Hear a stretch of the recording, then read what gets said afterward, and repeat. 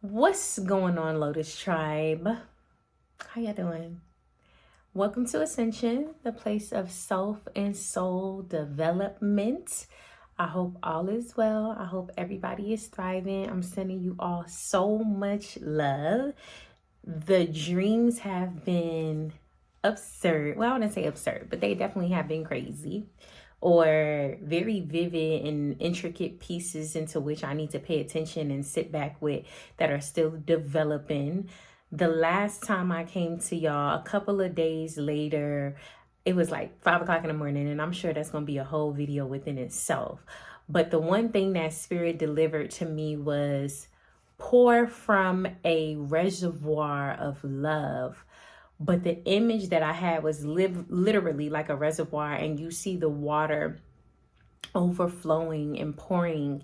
And I said to Spirit, like I said to Gal, like, what are we talking about? What is that?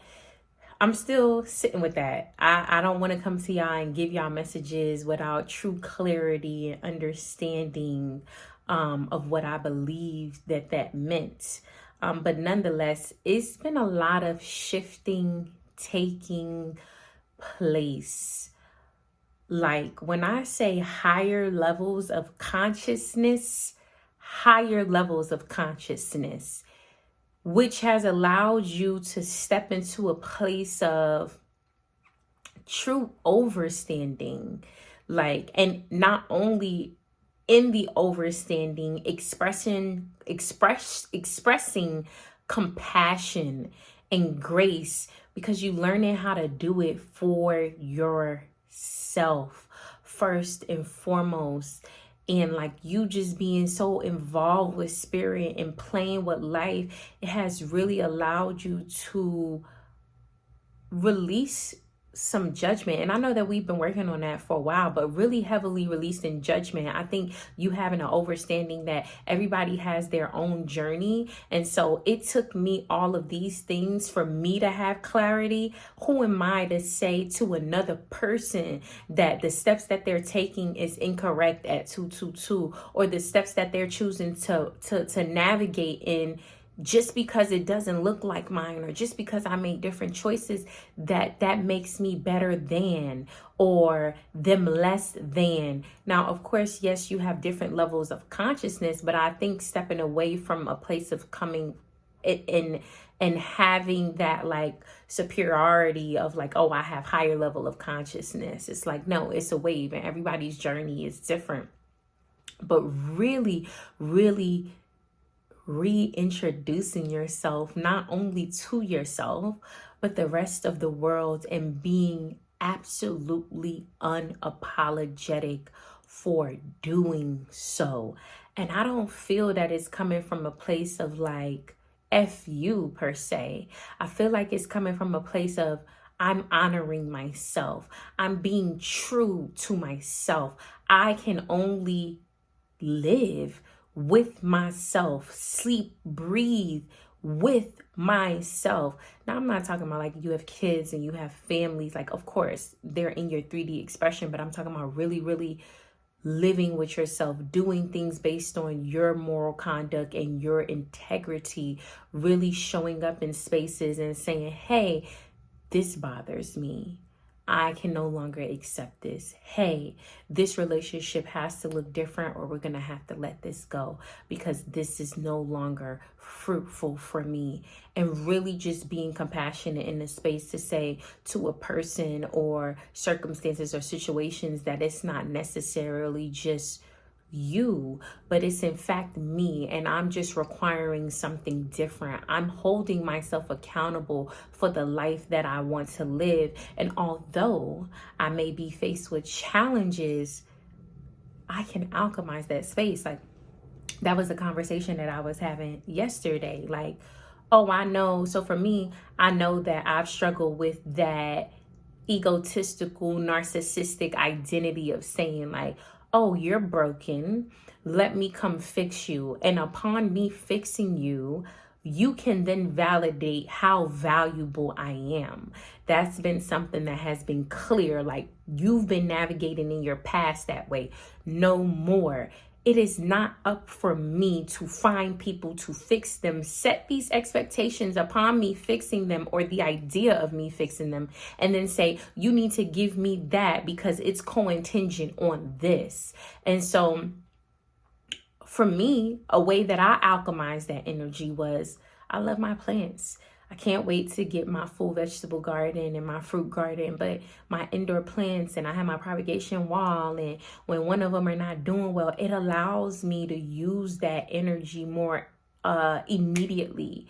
And it allows me to kind of find a controlled environment in that space. I don't have control on if I can succeed in healing the plant or not, but I can take steps into that process or those steps. And there are some plants that succeed and they grow and I've nourished them back to health. And there's others that don't quite make it, but I'm not doing it with people.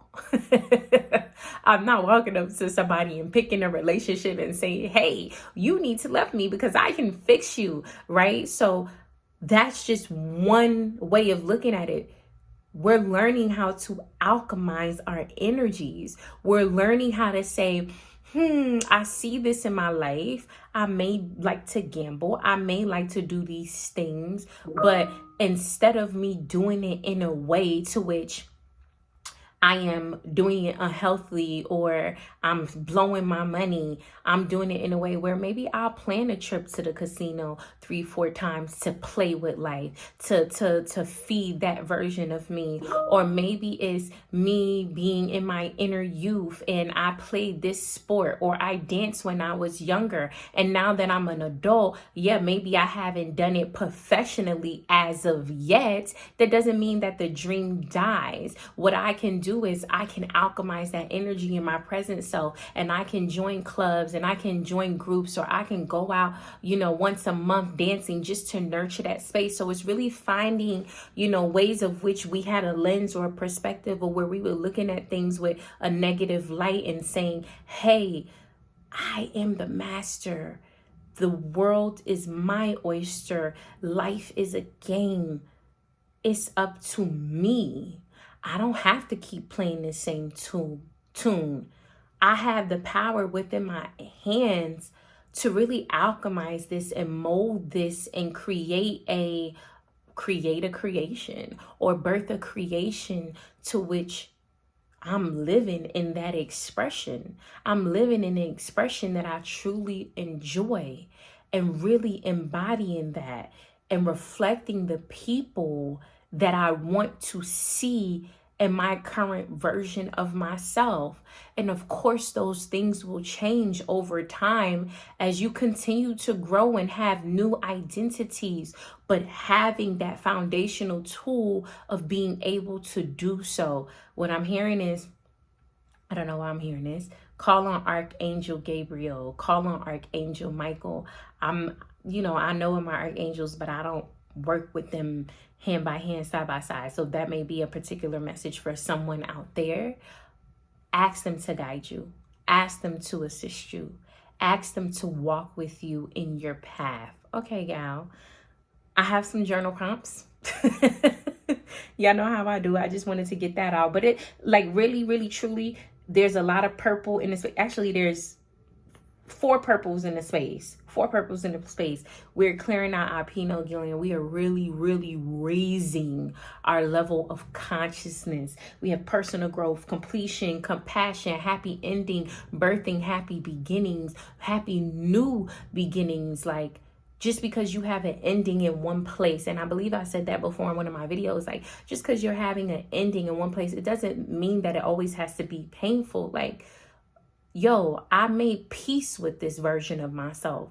I made peace with this situation in my life. I made peace with this circumstance. I understand the lessons that I needed to learn from this. And so I am grateful, because now that I have clarity moving into this new chapter in my life, I can sustain, I can succeed. And so look at your endings that way, with people, with situations, with things, with clutter, with detoxing, with getting a new body, physically, unphysically, whatever that looks like for you. Like, having happy endings and peacefully saying goodbye and peacefully letting those things go. And then we have the weaver and we have the alchemist.